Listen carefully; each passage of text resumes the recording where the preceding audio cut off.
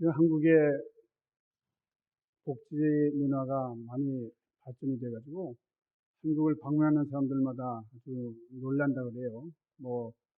지난주에는 한국의 모든 그런 경제 생산 지표가 일본을 추월했다 그래가지고 제가 많이 놀랐습니다. 아니, 일본을 추월하다니 아주 놀랄 일들이죠. 그리고 특별히 한국에서 아주 놀라운 일들 중에 하나는 휴게소가요. 너무너무 깨끗하대요. 휴게소 화장실이 아주 깔끔하고 그래서 외국 사람들이 많이 놀란다는 겁니다. 저는 옛날 어릴 때에 화장실 하면은 돼지랑 같이 이렇게 일을 봐야 하는 그런 생각만 하면서 살았는데 돼지가 밑에서 이렇게 저를 쳐다보고 있고 저는 아래를 향해서 또 일을 보고 그랬는데 한국의 화장실 문화가 너무나 좋아졌다는 겁니다. 어떤 목사님이 미국에 계시다가 한국에 방문을 해가지고 그 휴게소 고속도로 화장실에 앉아 있는데요. 그 옆칸에서 어떤 분이 인사를 하는 거예요. 큰 소리로 목사님 안녕하세요. 그러니까 이분이 예 안녕하세요 이렇게 대답을 했습니다. 그러니까 속으로 야 이 목사가 화장실에서 일을 보는 도중에도 알아보는 사람이 있는구나. 그렇게 생각을 했는데 옆에서 또 말을 걸어옵니다. 목사님 점심 식사 하셨어요? 그래서 아닙니다. 제가 볼일 보고 이제 조금 후에 하려고 합니다. 그랬더니 아주 조용해지더니 잠시 후에 아주 작은 목소리로 이런 말 하는 거예요. 목사님, 이제 전화 끊어야 되겠습니다. 옆에 있는 어떤 사람이 이상한 사람이 자꾸 말대답을 하네요. 여러분, 남이 부르는지도 모르고 우리가 정확하게 나를 향해서 말하는지를 좀 알고 그렇게 대답을 해야지 누구를 향해서 얘기하는지도 모르고 대답하다가는 우리가 아주 이상한 사람 취급을 당할 수도 있습니다. 하나님께서 부르실 때에 예, 주님 제가 여기 있나이다. 바로 대답하면서 나와야 되겠습니다. 그러나 마귀가 부를 때 세상에 손짓할 때에 거기 응답하며 나가서는 안 되겠어요. 그때는 나는 예수님과 함께 살고 예수님과 함께 죽은 사람이에요. 나 부르지 마. 우리가 단호하게 거절할 수 있어야 되겠습니다. 오늘 보는 말씀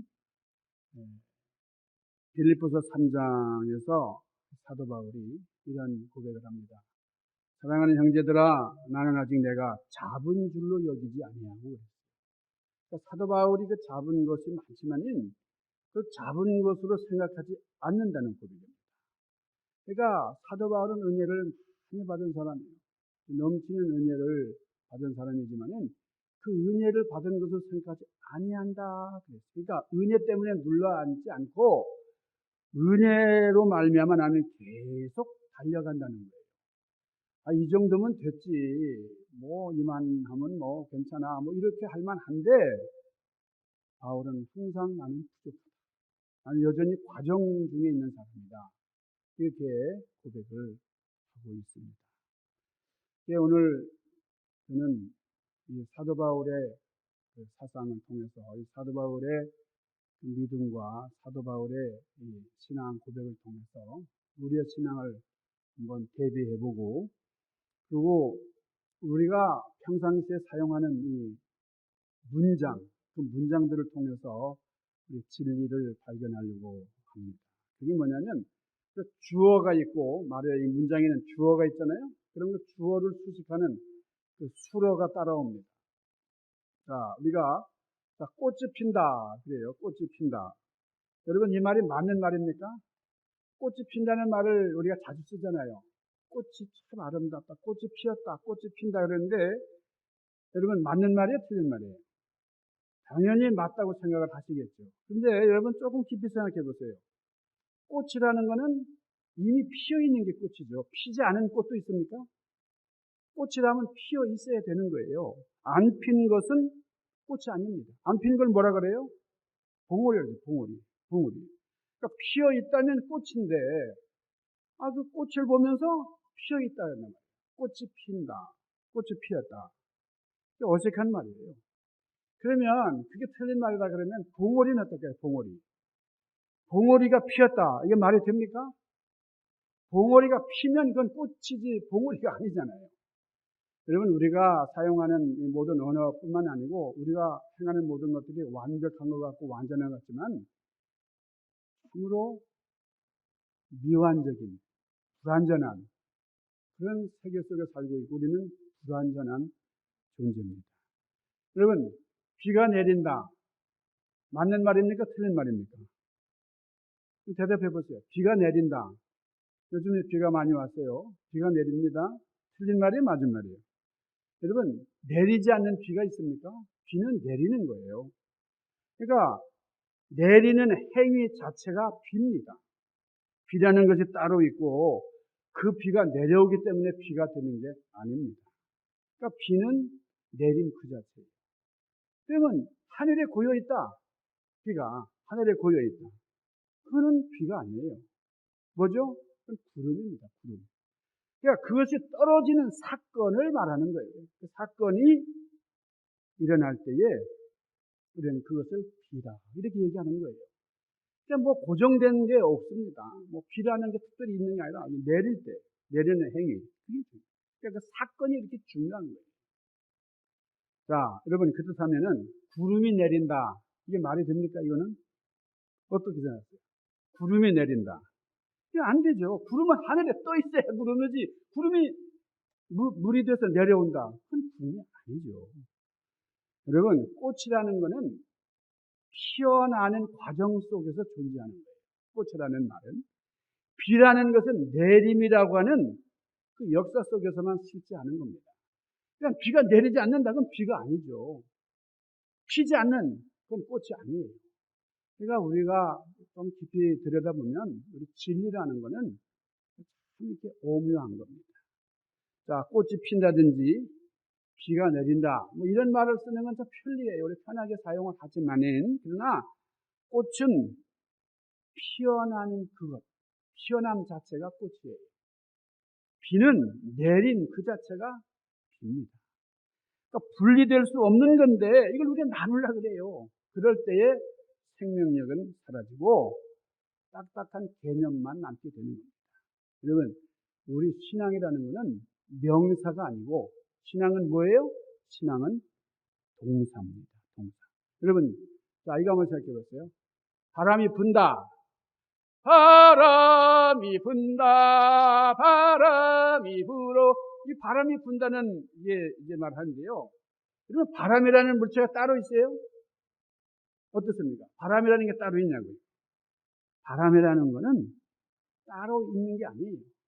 부는 거, 공기가 불 때 그게 바람이 되는 겁니다. 공기가 이동하는 현상이 바람이에요. 그러니까 공기가 멈춰 있어요? 그럼 이거는 바람이 아니라 공기죠. 그걸 바람이라고 부르지 않아요. 그러니까 바람이라는 거는 이 분다고 하는, 불미라고 하는 이 동사, 그 수로 안에서만 존재하는 겁니다.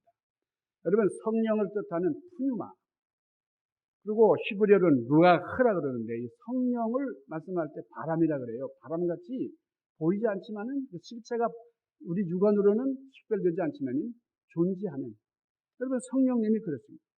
그러니까 성령님은 우리가 분석하고 연구하는 그런 대상이 아니고 우리 삶에 강하게 들어오시는 역사하신, 일하시는 분이다. 여러분, 빛이 비친다. 이 말을 생각해 볼까요? 빛이 비친다. 이게 뭐 빛이라는 게 어디 고정되어 있다가 그냥 뭐 이렇게 내려오는 게 아닙니다. 빛도 마찬가지예요. 그러다가 여러분, 빛은 입자하면서 파동이에요. 파동. 끊임없이 직진하고 반사되는 이 운동을 빛이라고 하는 것이죠. 여러분, 그 비치지 않는 거, 이건 빛이 아니에요. 빛은 항상 비춰야 빛입니다. 자, 예수님께서 너희는 세상의 빛이라 이렇게 말씀하셨을 때에 이게 무슨 뜻입니까? 우리가 무슨 어떤 신분을 가졌다고 하는 그런 의미가 아니고 하나님의 영광이 우리를 통해서 나타나는 그 과정, 그게 빛이 되는 그 빛의 존재, 그것을 말하는 거죠.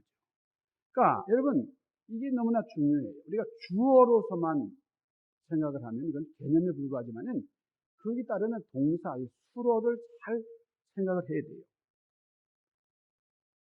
사랑이 있다라는 말도 그렇습니다. 여러분, 사랑. 이러잖아요. 나는 사랑이 많아요. 내 안에는 사랑이 넘치도록 있어요. 그랬지만은, 여러분, 그 행동하지 않는 사랑, 그건 사랑이 아닙니다. 뭐, 사랑을 많이 담고 산데, 그게 뭐 무슨 상관이 있어요? 행동하지 않는 사랑, 행동하지 않는 양심, 그건 큰 의미가 없습니다.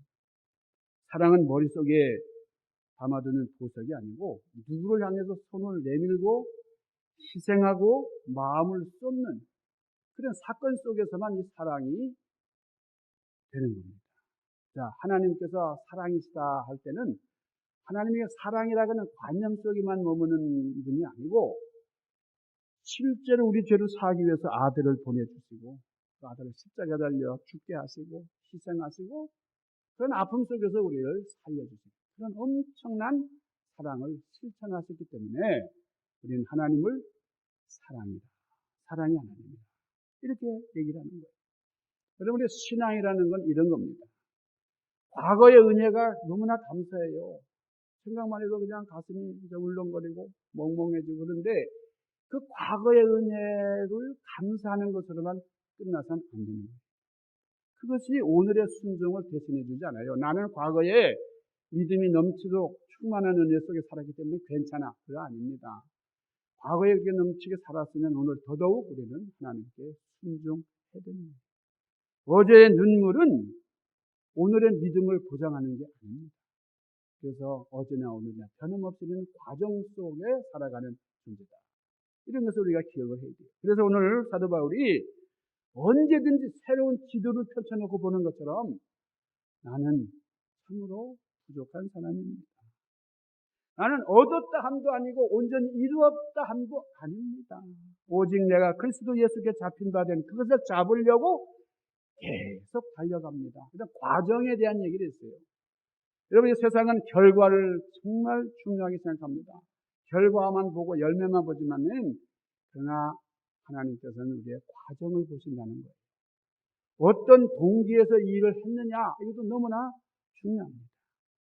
중요한 순서가 있는데 여러분, 내가 예수님을 붙잡은 게 아니에요.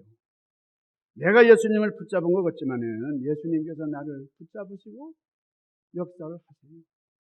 사도 바울이 어떤 사람입니까? 사도 바울은 예수 믿는 사람을 잡으러 다니던 사람이잖아요.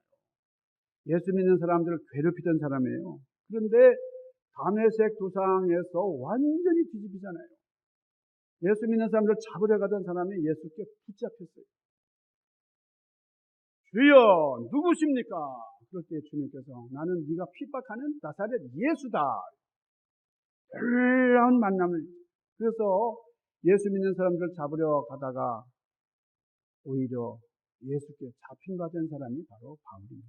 그래서 오늘 바울이 뭐라 그래요? 오늘 12절에 보면 나는 얻었다 함도 아니고 온전히 이루었다 함도 아니다. 얼마나 겸손한 말입니까? 나는 오직 예수 그리스도께 잡힌 바 된 그것을 잡으려고 계속 달려간다. 나는 아직도 미완의 여정을 간다. 여러분, 이 고백은 내가 완전하다는 게 아니에요. 되어 있다고 하는 게 아니에요. 되어 감의 여정 중에 있다고 하는 고백입니다.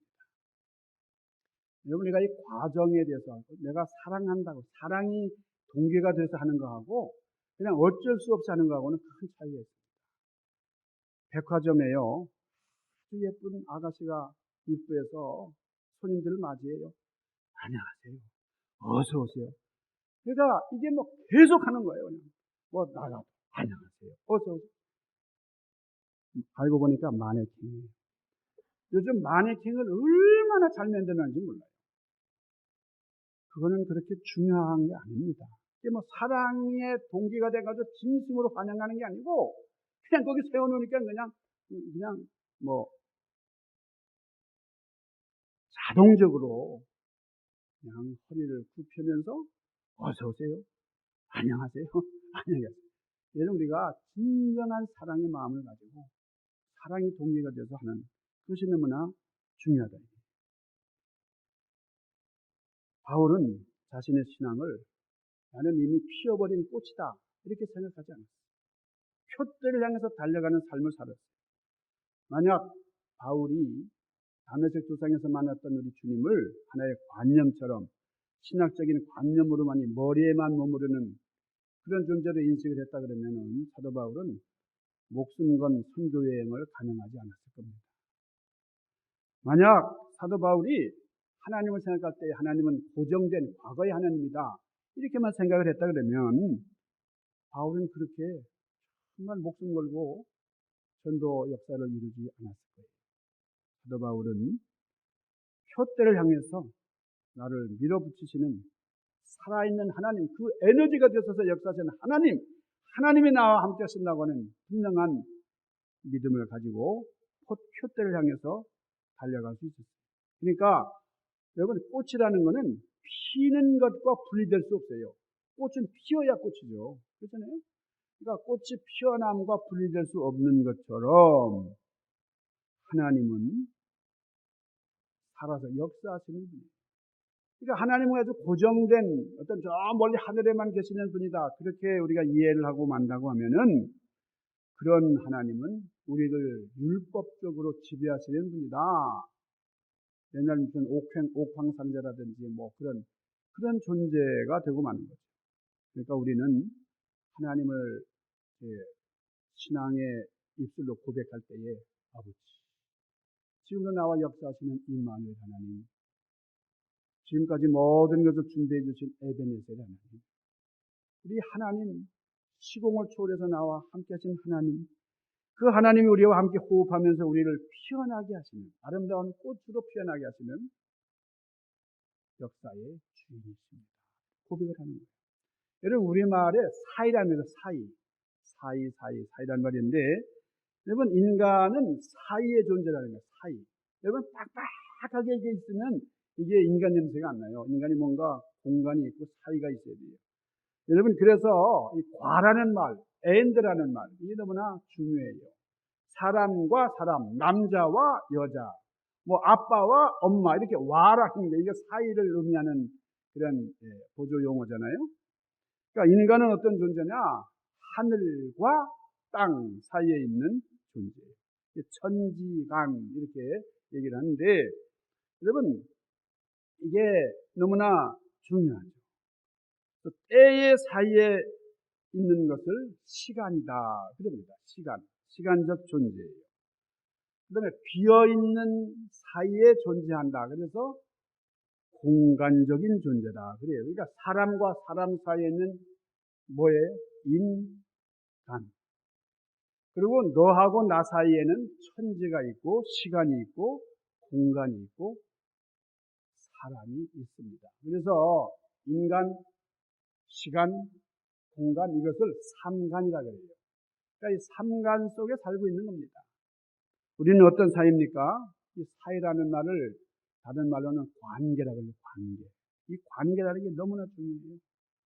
이 남편과 부인과의 관계, 자식과 부모와의 관계, 이런 관계가 너무나 중요한데 하나님과 나와의 관계, 나와 너와의 관계, 대인 관계, 그리고 나와 물질과의 관계, 이런 관계들이 너무나 중요해요. 그러나 이 사이는 시공간적으로 머물러 있는 게 아닙니다. 계속해서 움직이는 속성을 가지고 있어요. 여러분, 우리가 사람과 사이가 그렇잖아요. 사람과 사람 사이는 계속해서 움직입니다. 이미 되어 있는 그런 존재가 아니고 우리는 되어 간다. 여러분, 그 신학 사조가 여러 개 있는데 그 신학 사조 중에 과정신학이라는 게 있어요. 과정. 하나님은 과정을 중요하게 보신다는 겁니다. 결과만 보시는 게 아니고. 과정이 뭐죠? 과정은 일이 되어가는 경로예요. 그러니까 우리가 신앙 그러면 신앙 여정이 중요해요. 그러니까 목표를 향해서 달려가는 그런 단계를 우리가 여정이라고 하죠. 그러니까 결과만큼 중요한 것이 과정이에요. 그러니까 교육과정이란 말이 있습니다. 1년의 과정을 거쳐야 우리는 결과에 도달을 하는 거죠. 그러니까 여러분, 과정 없는 성공은 없어요.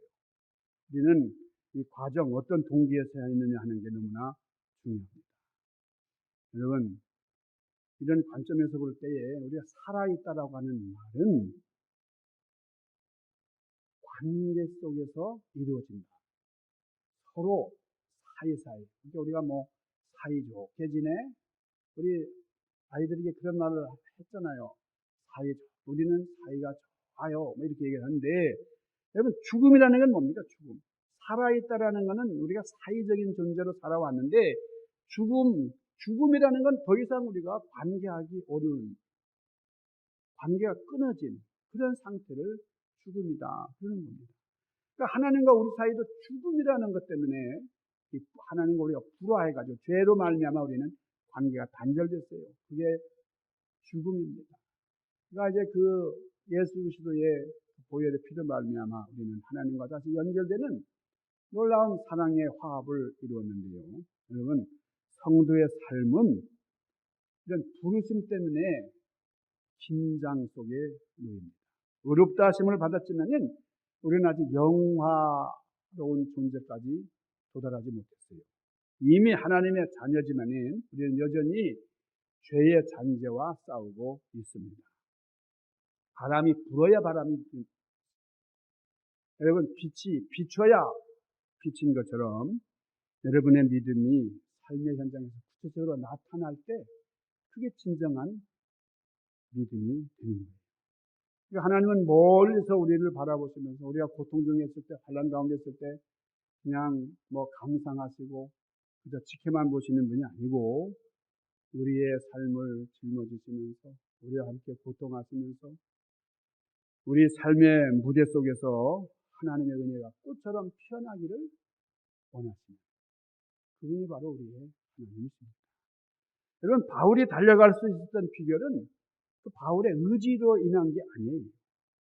주님께서 나를 붙들어 주셨기 때문에 그 붙들어 주신 속에서 나는 아직 다 이루지 못하고 계속 달려가는 과정 속에 있는 존재지만은 반드시 하나님께 살아가신 것을 우리는 붙잡을 수 있고 그것을 이룰 수 있다고 하는 그런 소망을 품고 계속 달려가는 겁니다.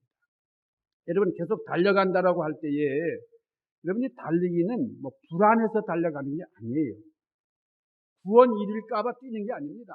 이 우리가 달려간다고 하는 것은 뭐 하나님의 눈치를 보면서 뛰는 것도 아니에요. 우리는 이미 붙잡혔어요. 바울이 하잖아요. 나는 이미 붙잡혔다. 붙잡힌 바 된 그것을 잡으려고 한다. 사랑받았다. 이게 사랑받았기 때문에 나는 움직이는 겁니다. 뭐 이런 거예요. 어린아이가 길을 잃고 울고 있는데 아버지가 와서 아이를 꼭 붙잡습니다. 그러면 이 아이가 아버지 손을 딱 붙잡고 그리고 걸어갑니다. 왜 그랬죠? 버려질까봐 손을 붙잡는 게 아니에요. 안전하기 때문에 아버지 손을 붙잡으니까 너무 따뜻하고 버려질까봐 그 불안해서 붙잡는 게 아니고 안전함 속에서 신뢰하면서 아버지 손을 붙잡는 겁니다. 여러분, 꽃을 관념으로만 붙잡으면 이미 죽은 꽃이에요. 귀를 개념으로만 붙잡으면 이건 흐르지 않는 비입니다. 마찬가지로 우리 하나님을 관념으로만 생각하면 하나님은 율법의 하나님이 되고 맙니다. 하나님은 지금도 일하시는 분이시고 우리의 삶 가운데서 꽃처럼 피어나게 만들어 주시는 분이십니다. 꽃과 핀다고 하는 것이 분리될 수 없는 것처럼 믿음과 삶이라는 것도 분리될 수가 없어요. 이미 얻었다 함도 아니요 온전히 이루었다 함도 아니다. 오직 예수께 잡힌 바 된 그것을 잡으려고 나는 영원히 따라간다. 여러분이 바울의 고백이 여러분들의 고백이 되시고 이런 과정 속에서 하나님의 영광을 온전히 송축하며 승리하는 우리 나성중앙연합감리교회 성도님들 되시기를 주님의 이름으로 간절히 축원합니다. 기도하십시다.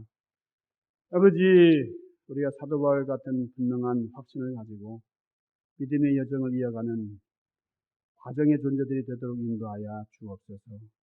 오늘 우리가 참으로 불안하고 이 세상을 살아가면서 참으로 어려운 여정을 많이 경험하지만 믿음 안에서 넉넉히 이기고 달려갈 길 잘 가는 이 믿음의 주인공들이 되도록 인도하여 주시옵소서. 예수님 귀하신 이름 받들고 간절히 구하옵나이다. 아멘.